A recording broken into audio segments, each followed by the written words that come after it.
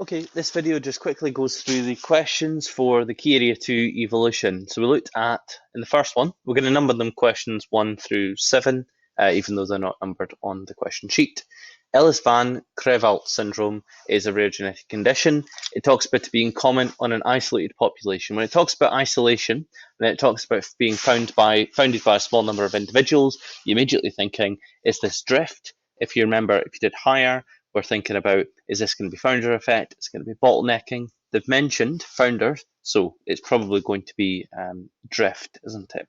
Because we're not looking at natural selection, which has the selective pressure for survival. We're not looking at selective sexual selection, which would have female choice or male choice. And we're not looking at random mutation. We're looking at small population size and therefore what we call fixation of alleles. For the second one, frequency of given allele in a population is measured.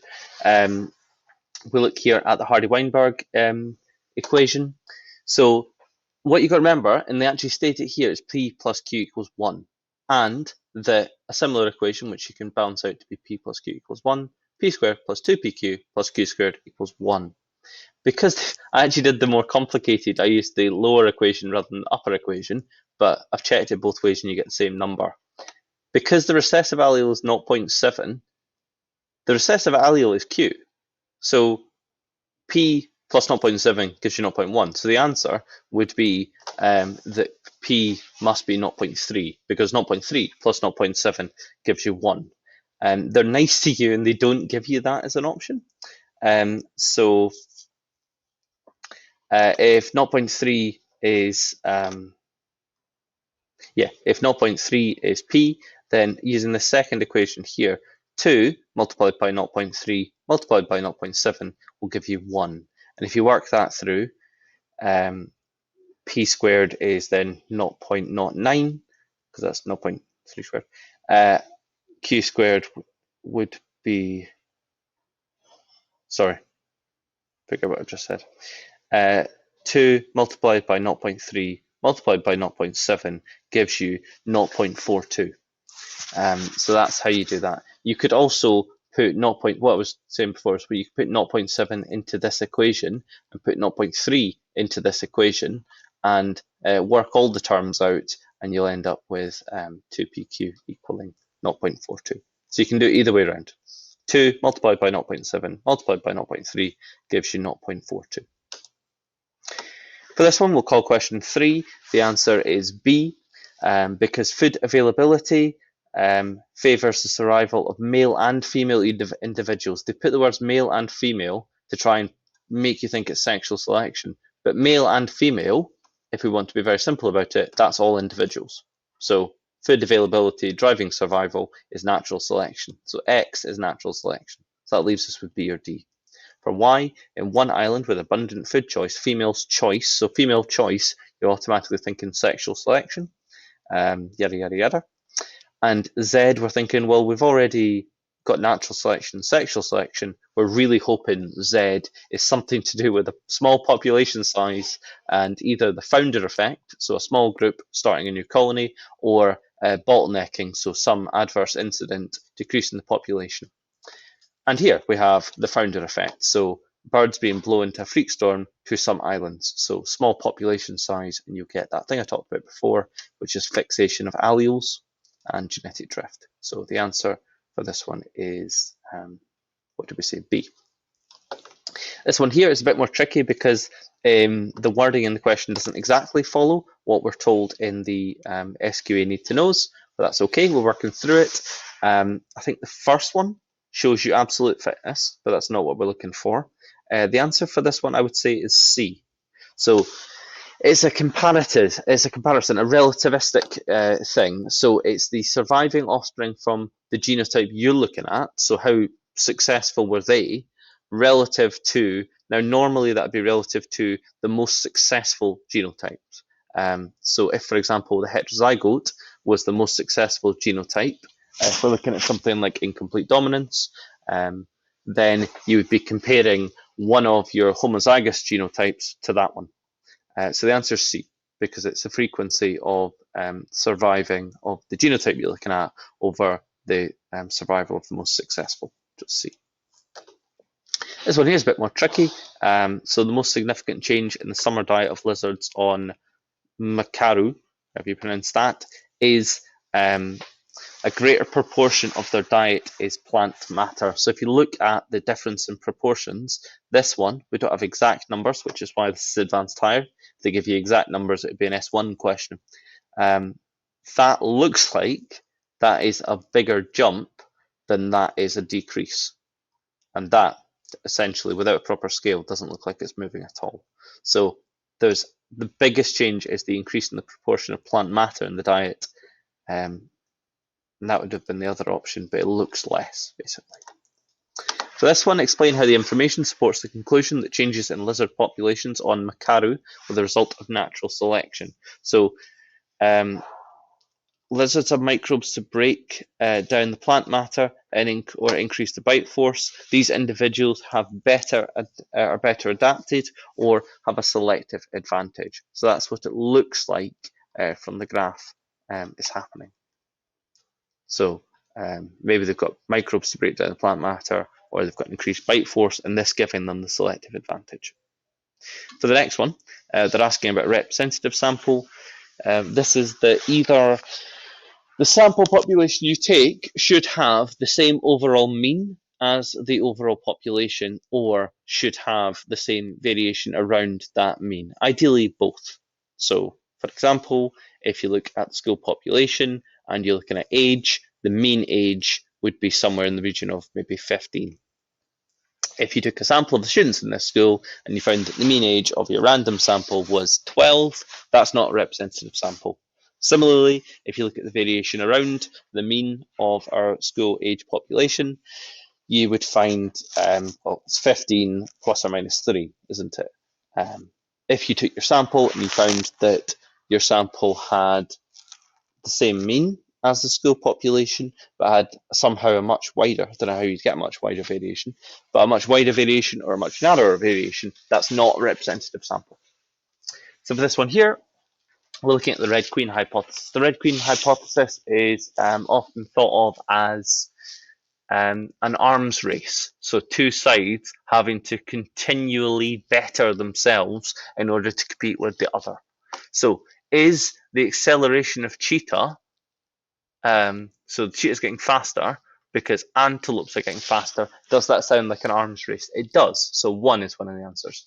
Does migration of insectivorous birds influenced by the availability of insects? No, that's just following your prey. That's nothing. If it was the birds being able to migrate larger distances because the insects were able to, spread wider, that would have been Red Queen, but it's not. Resistance of insect larvae to parasitic wasps as a response to these wasps. So if we assume what they mean is that the insects larvae are being better at reducing infection by parasitic wasps as the wasp is getting better at infecting them, then 3 is an option. 3 is definitely an option because you have to choose 2, and 2 is not one of them. And 4, ornamental head plumes and attractiveness to females, that's sexual selection. That's not the Red Queen hypothesis. So we're looking at 1 and 3, which is B. So sex exists to keep parasites at bay. One of the main reasons for the maintenance of sex in populations is something called the Fisher, Muller, Hill, Robertson, Vicar of Bray hypothesis, which we don't really go into, doesn't matter, is about this keeping yourself open to being able to evolve as quickly as possible. So being able to, one aspect of that is being able to keep parasites at bay. With reference to the Red Queen hypothesis, describe the importance of sexual reproduction in defense against parasites. So I actually, sorry to pull the curtain back on this one, I haven't actually got the answer scheme for this one up. So I just, rather than me winging it, I thought I might as well just see if I can find the actual answer scheme while we're on this call.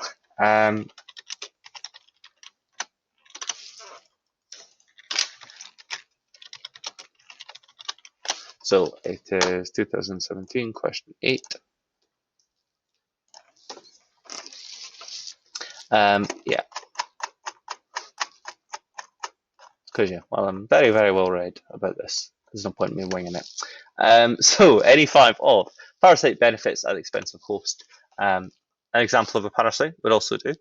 The parasite and host interact closely or frequently. Or you could say the co-evolves. This is part of the Red Queen, obviously. This arms race co-evolution. So host gets better at removing parasite and resisting parasite. Parasite gets better at infecting host. Changes in the traits of one species acting as selective pressure on the other. So yeah, that's again what we talked about here. The Red Queen hypothesis stating species must adapt, evolve, change to avoid extinction or to increase survival. Hosts that are better able to resist, tolerate parasites have a greater fitness, greater survival, greater number of offspring. Parasites that are better able to feed, reproduce, again, have a greater fitness or have a higher number of offspring. Sexual reproduction generates variation, and that variation provides the raw materials for adaptation. So those are 8 points. You can choose 5 of those to take. So here we have the competing browsers hypothesis to explain how long necks evolved by evolution. So you've got to use a comparison in this. The answer must be a comparison to get both of these marks. So long-necked giraffes have to be better at feeding, and that must give them a better survival or a selective advantage. That's the first point. So that long necks make you better at feeding, and that gives you a selective advantage or a survival advantage. Second point being improved fitness because of this, or more survival of offspring because of this. So it's always about thinking, it doesn't matter how successful you are, have you increased your contribution to the next generation? So it's a premise of this generation is good, and therefore there is a higher proportion of the next generation which are their offspring, either because of their increased survival or their increased what's called fecundity, so their ability to reproduce and produce lots of offspring. So for B, we're almost at the end here. So an increased competition for trees or an increased selective pressure for longer necks. So that's how this supports the competitive browsers hypothesis. Explaining how long necks could have evolved through sexual selection. So again, sexual selection in this case, we're saying that in this case, it must be that long necks have made the organism, the males or the females, usually males, the long necks have made the males more attractive to the females, which has increased their number of reproductive opportunities. So that long necks have increased number of matings with the females. That's what you're looking for there.